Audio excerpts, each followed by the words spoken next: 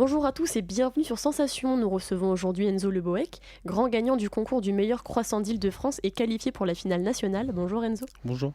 Enzo, vous avez 17 ans et êtes en CAP boulangerie à l'école Ferrandi Paris.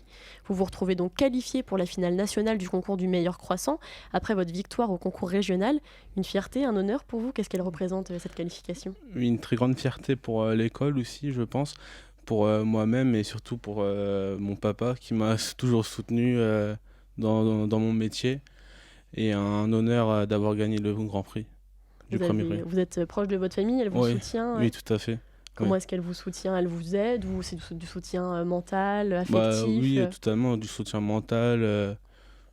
Toujours derrière moi pour m'encourager dans le métier. À Étiolles, le concours régional réunissait 9 candidats venus de Paris, de l'Essonne et des Yvelines.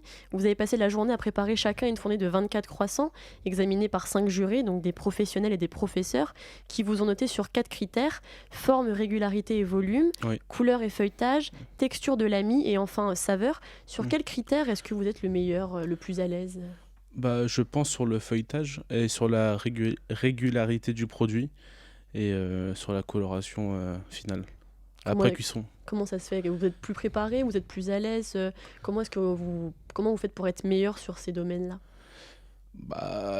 La régularité et l'entraînement, surtout, c'est surtout ça. C'est un entraînement intensif ? C'est quoi un entraînement quotidien ? Comment est-ce que vous vous étiez préparé à ce concours ? Je me suis entraîné souvent dans mon entreprise avec la chef tourière. Puis après des entraînements, on arrive à un produit final qui est assez beau, je pense. Vous vous êtes préparé pendant combien de temps à ce concours régional ? Mon professeur, Monsieur Savina, m'a plutôt soutenu, m'a choisi pour le concours. Et voilà, quand je suis à l'école, on s'entraîne tous les jours, il me prend un pas. Et au lieu de vous disiez votre professeur, il vous épaulait, donc il vous soutenait. De quelle manière est-ce qu'il le faisait ? Comment est-ce qu'il vous aidait ?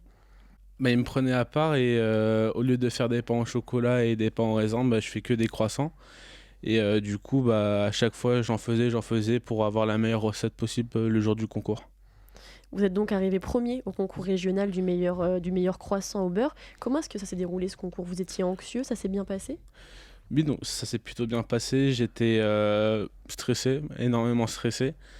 Donc du coup, de 10h à midi, c'est la fabrication des croissants. Entre midi et 14h, c'est la pousse, c'est-à-dire le temps de fermentation.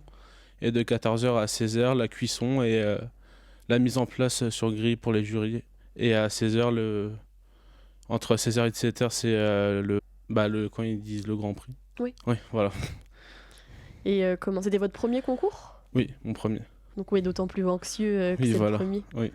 La finale nationale se tiendra, si les conditions sanitaires le permettent, dans un mois, à savoir les 18 et 19 mai à Ifs, dans le Calvados. Vous êtes également anxieux pour ce concours national ? Oui, je m'entraîne assez souvent, régulièrement, et pour améliorer mes points faibles, pour ne plus les refaire le jour de la nationale. Qu'est-ce que c'est vos points faibles ? Où est-ce que vous pêchez ?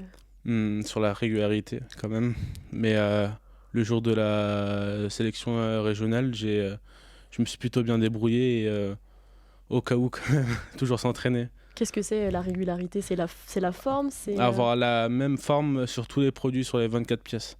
Donc oui, ça arrive qu'il y ait des croissants qui n'aient pas la même taille voilà. ou la même forme. Oui, voilà, tout à fait. Pour cette finale nationale, aux côtés des candidats sélectionnés lors des autres sélections régionales, vous devrez confectionner, en plus des 24 croissants, une viennoiserie revisitée. Est-ce que vous avez une préférence en termes de viennoiserie ? J'aime tout. Et non, pas forcément, j'ai pas une préférence, mais... Il n'y en a pas une que vous aimeriez plus revisiter qu'une autre ? Non, pas spécialement. Et je suis à la recherche d'une viennoiserie revisitée pour le concours. Et voilà. D'accord. Quand est-ce que vous avez commencé donc, dans le domaine de la boulangerie ? J'ai commencé il y a 1 an, à la rentrée de septembre 2020. Au début, j'ai fait un CAP de pâtisserie en 2 ans. J'étais pas spécialement attiré par la boulangerie. Et après 2 ans d'apprentissage, j'ai commencé à aimer la boulangerie et à en faire à la maison. Et je me suis dit pourquoi pas de faire un CAP et de continuer dans ce métier-là. Vous êtes content donc d'être Oui, passé voilà. de la pâtisserie à la boulangerie. Oui, tout à Aujourd'hui, fait. vous reviendriez pas en arrière, vous continueriez pas la pâtisserie? Bah si, totalement, mais la boulangerie, c'est encore un autre monde que la pâtisserie. Dans un article du Parisien publié fin mars, vous disiez je suis fier d'avoir gagné, il a fallu du courage pour se préparer. J'ai connu plusieurs échecs pour au final gagner. Comment est-ce que vous vous étiez préparé et qu'est-ce que c'est ces plusieurs échecs? Qu'est-ce qui vous a poussé à continuer Bah, plusieurs échecs de pesage, de régularité, de ne pas avoir les mêmes produits. Plusieurs échecs comme les mauvaises doses de quantité pour la pâte. Et voilà. Et ça peut être tragique de ne pas Oui, avoir voilà. les bonnes doses. Qu'est-ce que ça change vraiment tout le produit Oui, ça ou... change le produit, la couleur, le résultat final. Et surtout la régularité. Voilà. Dans le même article, vous disiez que la boulangerie, c'est du savoir-faire, beaucoup de méthodes, de la technique et de la passion. Quand est-ce qu'elle vous est venue, donc, cette passion pour la boulangerie? C'était donc il y a un peu plus d'1 an? Oui, c'est ça. Bah, cette passion m'est venue quand j'ai commencé la pâtisserie. Puis... Vous avez de la famille, peut-être des gens de votre entourage qui sont dans la boulangerie ou pas du tout? C'est vraiment... Non, du tout, j'ai vraiment personne, mais voilà, cette idée m'est venue par passion, surtout. Et Plus tard, vous souhaitez d'ailleurs ouvrir une boulangerie en Thaïlande. Pourquoi ce Hmm. pays? Pourquoi avoir... Qu'est-ce qui vous attire là-bas? Et d'ailleurs, c'est quand, plus tard? bah, j'espère l'année prochaine ou d'ici 2 ans, parce que j'ai la chance d'avoir la double nationalité et d'avoir double culture. Et du coup, bah, pourquoi pas tenter l'aventure en Asie. Et surtout que la pâtisserie et la boulangerie française est très connue là-bas. Et C'est pour ça la Thaïlande, pourquoi pas un autre pays bah, parce que je suis d'origine thaïlandaise et je veux essentiellement partir là-bas. Voilà. Et comment est-ce que vous aimeriez vous débrouiller pour ouvrir une boulangerie? Parce que ça demande du temps, je suppose. Et, Bah, du coup, surtout l'aide avec mon papa qui m'aide. d'un point de vue financier, je sais pas, comment est-ce qu'il... Donc c'est du soutien oui, affectif, mais ça demande aussi ça demande aussi de l'investissement, d'ouvrir oui. une boulangerie. Vous avez que 17 ans, Oui. C'est un investissement. Oui. Donc votre famille, elle vous soutient aussi sur ce point-là. Elle croit en vous, elle aimerait également que Oui, vous voilà. ouvriez cette boulangerie. Oui. Ouais, ils aimeraient bien pouvoir y aller aussi. Oui. Ça ferait un voyage. Lors du concours, les notes étaient apparemment serrées, mais vous vous êtes démarqué. Selon vous, comment? Bah, alors, j'ai eu beaucoup de complications le jour du concours. Mon professeur m'avait conseillé de travailler essentiellement au frigo. Mais constamment, le frigo avec les candidats, il est toujours ouvert, du coup, il n'est pas assez froid. Et il me restait 20 minutes pour mon dernier pâton. Et pour moi, j'avais pas le temps et j'allais dépasser le temps.